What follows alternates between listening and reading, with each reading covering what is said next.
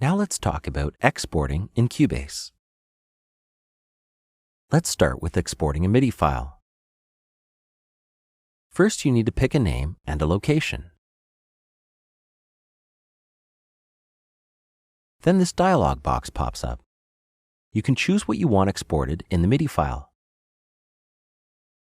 You can even have an exported resolution PPQ for programs that still use PPQ as a base. PPQ stands for pulses per quarter note. If you don't know what that means, don't worry about it. You most likely won't have a reason to use this. Type 0 means all of the MIDI data is on a single track with different MIDI channels. If you uncheck this, all of the MIDI data will be on different tracks when you re-import it. Exporting MIDI loops is cool because not only do they contain note and controller information, but they also contain VST preset and track preset information. Audio mixdown is the most common export you'll be doing.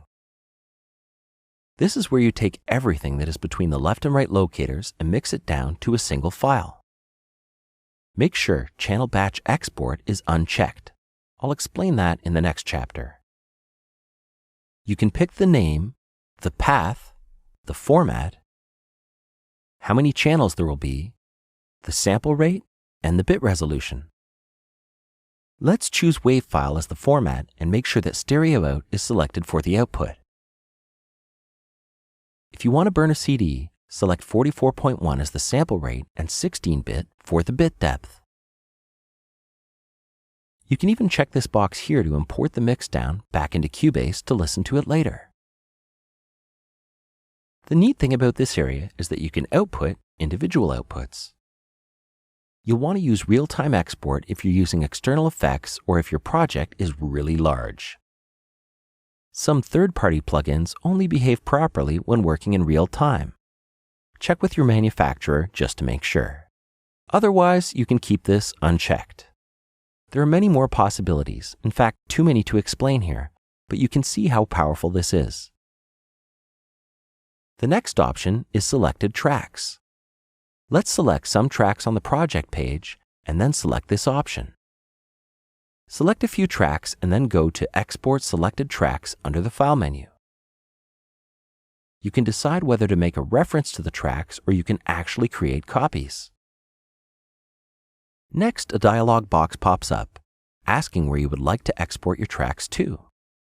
If you try to export them to a folder that already has information in it, Cubase will tell you to select another folder. Just create a new folder to store them in.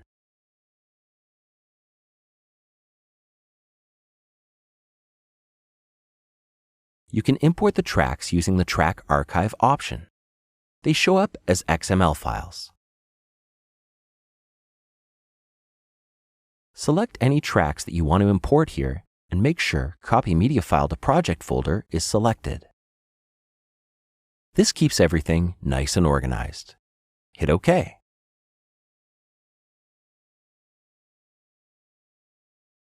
And there we go. Next, you can export the tempo track to use it in another project.